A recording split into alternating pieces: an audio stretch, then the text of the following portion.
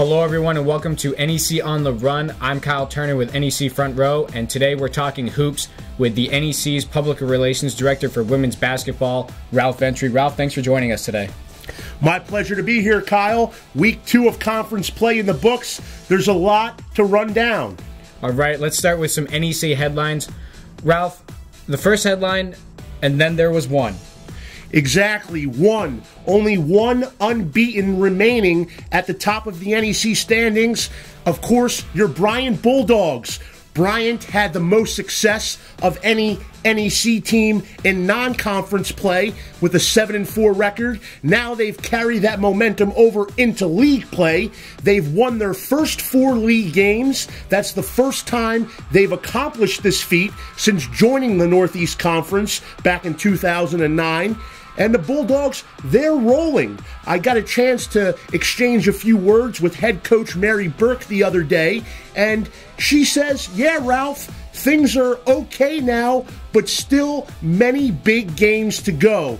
And she understands. She's been there before. They're 4-0. It's an 18-game schedule. And then, of course, the conference tournament thereafter. So still a long road for Bryant if they want to get to March Madness. But the bottom line is the Bulldogs are rebounding well.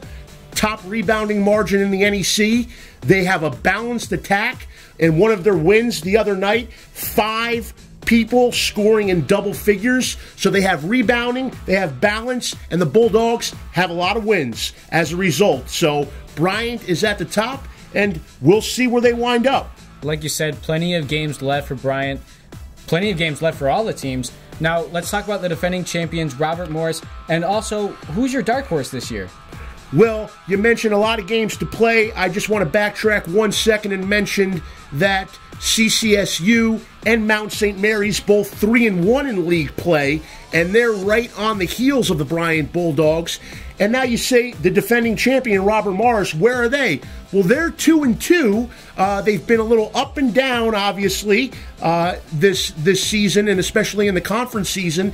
They're coming off a key win this past Monday, though, and Sal Buscaglia, head coach, in his post-game comments, said that he hopes that this performance and this effort, which really impressed him, is a springboard for the Colonials when it comes to the rest of Northeast Conference play. So, Colonials, 2-2 right now. They're in the race. They have to be considered. A repeat is possible. We're certainly not writing them off yet. A dark horse you mentioned, I have to give a shout out to the LIU Brooklyn Blackbirds.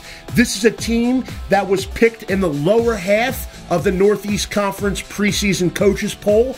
They're coming off somewhat of a disappointing campaign last year, but they're right there in the thick of this race. They have 2 conference wins, an impressive victory over Sacred Heart on Monday night on their home court. The Blackbirds, of course, 2 days earlier had a heartbreaking loss in overtime to Wagner. We had that one for you as our featured game of the week on ESPN3. Nonetheless, Sophie Bassine, Latava Whippy, they're doing a great job for the Blackbirds in the backcourt. That style that Coach Strigler implemented, the press, fast pace, pressure defense, it's paying off, and they're a team that maybe the pundits didn't have many expectations for, but they're a team I wouldn't be surprised if they're there come March. All right, now let's talk about an exciting weekend in women's hoops coming up. Oh, it's a thrilling Saturday ahead. A great slate is lined up for you. 2 games in particular I need to point to. Number 1, of course, our featured game of the week on ESPN3. It's St. Francis U against Sacred Heart. St. Francis U, of course, a perennial power in this league, but they have a losing record thus far in league play. They're going to look to get back on the right track at home against a tough Sacred Heart team. This is a Sacred Heart team that's 2-0 in NEC, 2-2 in NEC play, some up, some down. But they flashed a lot of great potential, especially back in that non-conference season when they won against Villanova and at Iona. 2 nice road wins, and they're dangerous. This is going to be an exciting matchup, not because of just what's on the line in terms of the NEC race, but these two teams, the last time they met in Loretto, which is where the game will be on Saturday, Sacred Heart and St. Francis combined for 256 points, the second most in NCAA single-game history. Of course, that was that all-time classic we had in the NEC tournament quarterfinal round last March. So St. Francis and Sacred Heart, the stakes are high. The scoring number should be high as well, and we'll have it for you ESPN3, 1 p.m. Eastern Time on Saturday. Now, that's not all that's getting me excited about Saturday, Kyle. We have that team that I mentioned before, CCSU, taking on the Bryant Bulldogs. Now, this is a first-place matchup. You have Bryant 4-0 in first, Central's 3-1. A win by Central on Saturday, and they'll be in a tie for first with the Bulldogs. Central, of course, coming off that narrow loss at Mount St. Mary's Monday night. It's a little bit of a regional rivalry there. Central, Connecticut, Bryant up in Rhode Island. So that's one that I'm definitely going to be keeping track of on Saturday. All right, Ralph, we ran through the headlines. Now let's take a Twitter timeout. What's out there on social media? Social media, you know I'm all over that, Kyle. Taking a look at our tweet of the week here. It comes from a proud Bulldog fan, Raquel Marie. Raquel is fired up, excited, you name it, she's ready to go because her Bulldogs are 4-0 and in first place. And as she says, she believes the hype, and she thinks you should too.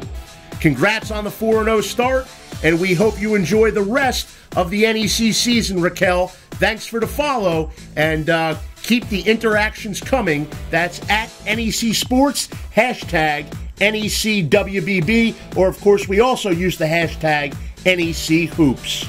All right, make sure to get your tweets out there. Maybe they'll even make it on the show. Ralph, let's look at NEC by the numbers. What's your number this week? Well, so far we like round numbers here in this segment. We went with 1,000 last week. Let's divide that by 10. We'll go with a hundo this week. 100, that's 100, and that's the number of wins that CCSU head coach Burl Piper has amassed during her time in New Britain. Coach Piper, a former Blue Devil, starred for that team back in their Division II days in the mid-1980s, and she was hired 7 years ago to come in and take over her alma mater, a program that really wasn't accustomed to success in the Northeast Conference. And 100 victories later, her team is 3-1 in NEC play. They look like they're poised to make a title run this year. And the most interesting stat, or the most telling stat about Coach Piper, is the Blue Devils were only in the semifinals of the NEC tournament once prior to her arrival. She took them to that NEC Final Four in 3 consecutive years. They've had a little bit of a drought, but so far things are looking on the up for Burl Piper and the Blue Devils. Congratulations, Coach Piper, on win number 100. All right, so that's all we have for this show. We're going to show you the NEC Front Row schedule. Fans, remember you can check out any of these games on necfrontrow.com, free of charge. Ralph, it's a pretty exciting lineup. It is, and remember the 2 games I have circled. I'll be keeping tabs on all 5, but the 2 games I have circled, St. Francis against Sacred Heart, that will be on ESPN3. You can also catch the feed on Front Row. And then the other game we were talking about, the Blue Devils against the Bryant Bulldogs. A nice New England tussle. Also, fans, remember that you can download the NEC On The Run app for iOS users only. I'm Kyle Turner for NEC Front Row. Ralph, thanks for joining me today. My pleasure, Kyle. Enjoy the games on Saturday. And we hope you enjoy the games as well. That's it for NEC On The Run.